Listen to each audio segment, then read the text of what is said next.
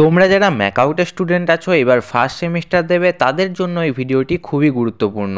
তোমাদের সবার মনেই একটা প্রশ্ন আছে যে আর হয়তো বেশি দিন টাইম নেই, একদিন বা দুদিন টাইম আছে, এর মধ্যেও পড়ে কি আমি পাস করতে পারবো? তো উত্তর হচ্ছে হ্যাঁ, এই টাইমের মধ্যেও পড়ে পাস করা যায় এবং সেটা খুবই সহজভাবে। তবে বলে রাখি যে এই কাজটা ম্যাথামেটিক্সের ক্ষেত্রে হয় না, কারণ ম্যাথামেটিক্স পড়তে গেলে প্র্যাকটিস লাগে, ম্যাথামেটিক্সে এইভাবে পাস করা যায় না। বাকি যে বেসিক ইলেকট্রিক্যাল, ফিজিক্স বা কেমিস্ট্রি এইসব সাবজেক্টগুলোতে পাস করা যায়। তবে ম্যাথামেটিক্সের ক্ষেত্রে একটা সাজেশন দিয়ে রাখি, ম্যাথামেটিক্সের এই 5টা ইউনিট আছে বা 5টা মডিউল আছে, তো এই 5টা মডিউলের মধ্যে সব কটা থেকে মানে একটার সঙ্গে একটা রিলেটেড বলতে সেরকম কিছু নেই। তাই বলে রাখি যে 3 নাম্বার যে মডিউলটা আছে ওটা ভীষণ ইজি, ম্যাট্রিক্স। ওটা তুমি পড়লে একদিনের মধ্যেই করা যায়, যেখান থেকে 10 থেকে 15 মার্কসের মতো আশা করা যায় এক্সামে। আর এর আগের বছরে ভেক্টর স্পেস থেকে প্রচুর অঙ্ক এসেছিল, তো এবার আশা করা যায় ভেক্টর স্পেস থেকে তুলনামূলক একটু কম অঙ্ক আসতে পারে।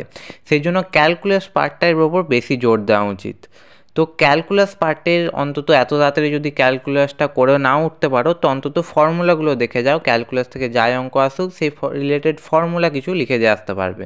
তো পুরো ব্যাপারটা একবার সামারাইজ করে দিই। প্রথমেই বলে রাখি যে যদি তোমার কোনো চ্যাপ্টার স্ট্রং থাকে বা অলরেডি কিছু করে রেখেছো, সেই জিনিসটার উপর মন দাও এখন বিশেষ করে, কারণ এক্সামের সময় সেইটা যদি ভুলে যাও তাহলে তো যেটা জানো সেটাও লেখা হবে না। তো যেটা অলরেডি জানো সেটাকে এখন বেশি প্র্যাকটিস করা দরকার আছে, তো সেটা করে নাও। যেটা যদি ভেক্টর স্পেস হয় সেটাও করো। আর এখনও পর্যন্ত যদি কিচ্ছু না করে থাকো ম্যাথামেটিক্সে, তাহলে বলবো ম্যাট্রিক্সটা করে নাও, এটা একদিনেও করা পসিবল আছে। ম্যাট্রিক্স ভীষণ ইজি, তো এটা হয়ে যায়। ম্যাট্রিক্স থেকে 10 থেকে 15 মার্কসের মতো আশা করতে পারো। তাই বলি যারা কিচ্ছু করোনি তাদের জন্য ভেক্টর স্পেস জিনিসটা পুরো বাদই দিয়ে দাও, ম্যাট্রিক্সটা ভালো মতো করে করো এবং ক্যালকুলাসটা যতটা পারো করো। ক্যালকুলাসটা যদি পুরোপুরি নাও করে উঠতে পারো, অন্তত ফর্মুলাগুলো দেখে নাও, এতে তোমার পাস করার প্রবাবিলিটি ম্যাথামেটিক্সে অনেকটা বেড়ে যাবে। এবার আসা যাক বেসিক ইলেকট্রিক্যাল ইঞ্জিনিয়ারিং নিয়ে।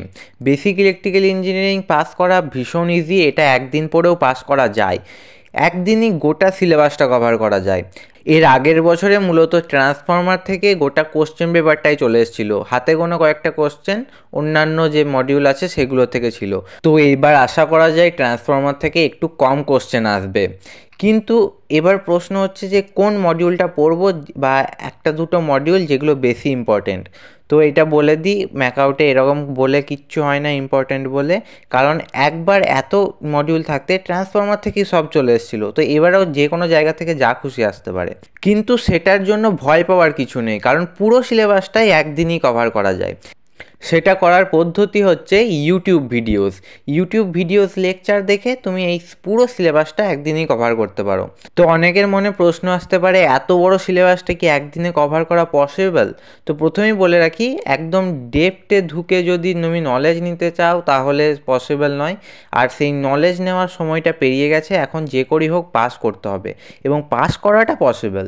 সেটার জন্য তোমাকে সমস্ত টপিক সম্পর্কে একটা বেসিক আইডিয়া রাখতে হবে, যেটার জন্য ইউটিউব ভিডিওতে পরপর তুমি প্রত্যেকটা টপিক সার্চ করে একের পর এক ভিডিও লেকচার দেখে যাও। এর ফলে তোমার 7 থেকে 8 ঘন্টার মধ্যে সমস্ত কিছু দেখা হয়ে যাবে।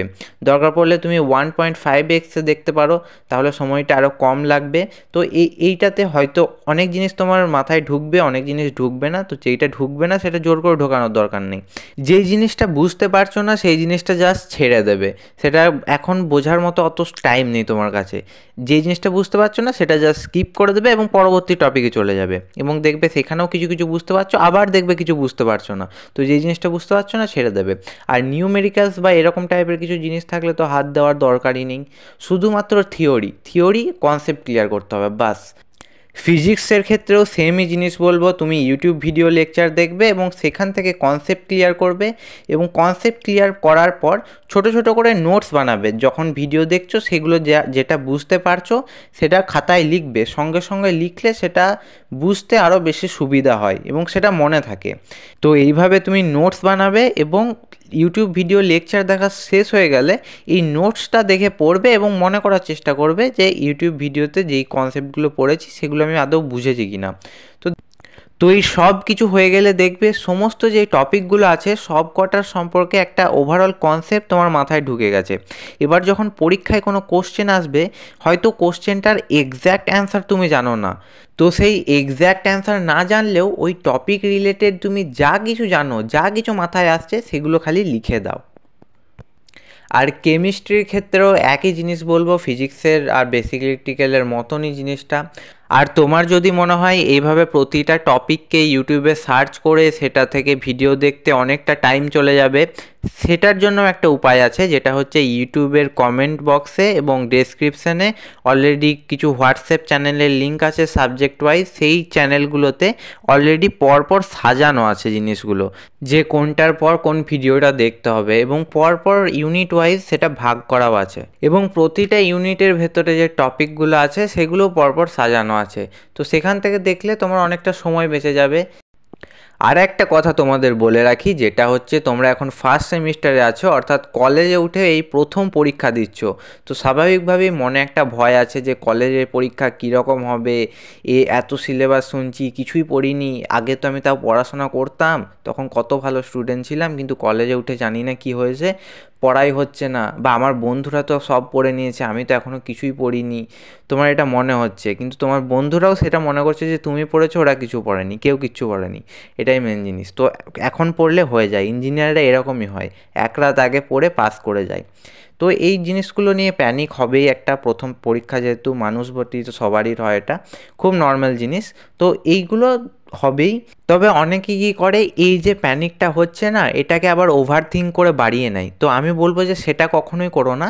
মনে একটা কনফিডেন্স আনো যে পরীক্ষার প্রিপারেশন যাই হোক এক রাতে পড়ে পাস করে যাব। তো এই কনফিডেন্সটা থাকলে না, পড়াশোনার মোটিভেশনটা আরও বেশি বেড়ে যাবে। আর এর উল্টো দিকে যদি আরও বেশি প্যানিক করতে থাকো, তাহলে যেই জিনিসগুলো ভীষণ সহজেই বুঝতে পারবে, তো সেই জিনিসগুলো সহজে মাথায় ঢুকতে চায় না। মনে হয় যে এইটা পড়লে আদৌ পাস করতে পারবো, তো যদি পাসই না করতে পারি তাহলে তো পড়েই কোনো লাভ নেই, বেশি কিছু পড়েই লাভ নেই, তাহলে পড়বোই না আর থাক, সেরকম মনে হবে। বা মনে হবে যে আর তো কিছু করার নেই, আর পড়েই বা কী হবে, এত সেমিস্টার পড়া উচিত ছিল, তো কিছু করে অন্তত এক্সামটা ক্যান্সেল হয়ে যাক, বা এই সেমিস্টারটা পেরিয়ে যাক, পরের সেমিস্টার থেকে দেখে নেবো, এরকম অনেক মাথায় চিন্তা আসবে। তো সমস্ত কিছু দূর করে পড়তে লাগো, এখনও টাইম আছে এবং এখনও পাস করা সম্ভব।